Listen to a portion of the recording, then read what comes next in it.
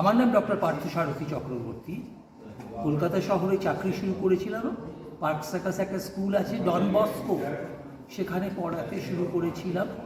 তারপরে দু একটা স্কুলে চাকরি করেছি, প্রত্যেকটাই রেপুটেড। কোনো এক সময় স্কুলের প্রিন্সিপাল গিরিও করেছি। তারপরে কলেজ চলে যাই, ম্যানেজমেন্ট কলেজ, ইঞ্জিনিয়ারিং কলেজ। বর্তমানে আমি একটি গ্রুপের সঙ্গে যুক্ত, আর সিইও, চিফ এক্সিকিউটিভ অফিসার। আমাদের গ্রুপে 6টা ইনস্টিটিউট আছে। এই 6টা ইনস্টিটিউটকে আমাকে দেখতে হয়। তার মধ্যে 3টে কলেজ, 2টো হায়ার সেকেন্ডারি স্কুল আর একটি হেলথ সেন্টার।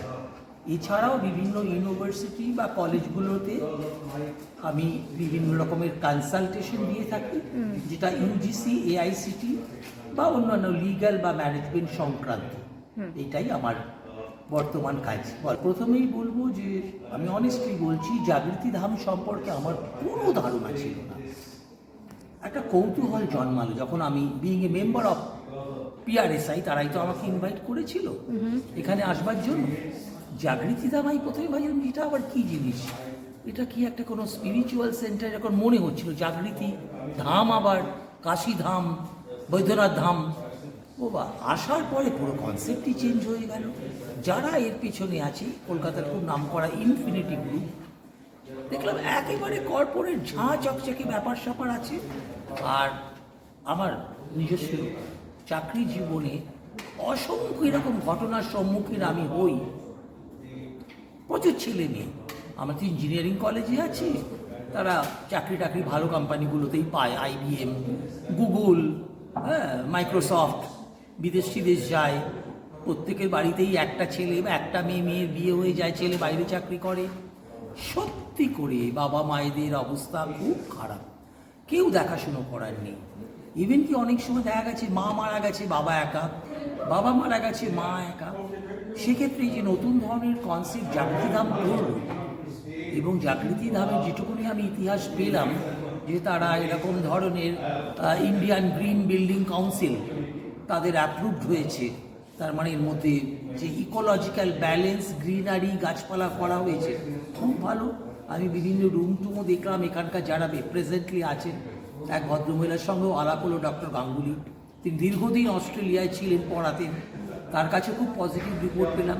আমার মনে হচ্ছে এই নতুন কনসেপ্টটা খুবই ভালো হবে, এবং সেটা যদি মিডল ক্লাসটাকে, ক্রাউডটাকে ধরা যায়, একটু রিজনেবল রেট থাকে, তাহলে আমার মনে হয় যে রেটটা করেছে দুজনের জন্য মাসে, সেটা নর্মালি একটা স্ট্যান্ডার্ড ফ্যামিলিতে ওরকম খরচাই হয়, আর একটু কম করলে হয়তো আরও বেটার চলবে।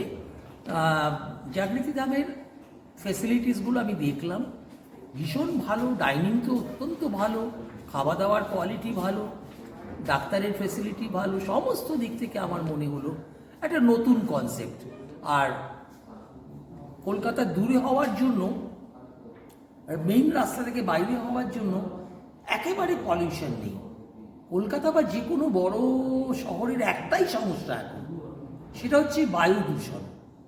মানে যাদের কোনোদিন জীবনে অ্যাজমা ছিল না, তারা দেখছি এখন প্রত্যেকে অ্যাজমায় ভুগছে। এবং করোনা পরবর্তীকালে বেশিরভাগ মানুষের লাংস গেছে। এখানে বাইরে দাঁড়ালেই একেবারে বিশুদ্ধ অক্সিজেন, একেবারে রিল্যাক্স।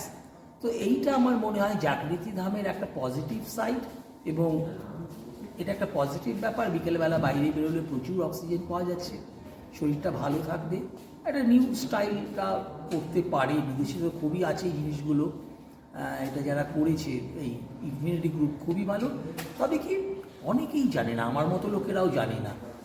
শহরের দূরে প্রচারটা চালাতে হবে, মাউথ পাবলিসিটি করতে হবে, বিভিন্ন স্কিম করতে হবে যাতে লোকেরা জানতে পারে। ভিজিট করাতে হবে সাধারণ কর্পোরেটের যে চাকরি বাকরি করে তাদের প্রত্যেকেরই বাবা মাটা, তাদেরকেও আনতে হবে এখানে।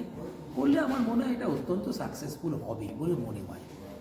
এটাই আই উইশ ইনফিনিটি গ্রুপের এই প্রজেক্টটা, যেটা শুনলাম এর একটা কর্পোরেট সোশ্যাল রেসপন্সিবিলিটির উপর এটা করেছে, আমার মনে হয় এটা সাকসেসফুল হওয়ার কথা। তবে ছড়াতে হবে, মানুষের মধ্যে এখনও অ্যাওয়ারনেসটা আসেনি। লোকেরা কনসেপ্ট করে বৃদ্ধাশ্রমে যাবো, বৃদ্ধাশ্রমে যাবো, কিন্তু বৃদ্ধাশ্রমে যে পরিমাণ টাকা ওরা ডিপোজিট নেয়, ফিক্সড ডিপোজিট, তার টাকা দিয়েই তো চলায়, প্লাস আবার অতিরিক্ত মান্থলি টাকা নেয়। সেখানে আমার মনে হলো যেটা জাগৃতি দামে তো ফিক্সড ডিপোজিট নেয় তাই বলে মনে হচ্ছে না, একটা মান্থলি টাকা নেয় মেনটেনেন্সের জন্য, তো সেটা খুবই রিজনেবল মনে হচ্ছে। আরেকটু কমালে বোধহয় আমার মনে হয় মিডল ক্লাসরা আসতে পারবে। অ্যাজ এ হোল আমার কন্ডিশনগুলো একেবারে 5 স্টার ফেসিলিটিস খুব ভালো লেগেছে। Thank you.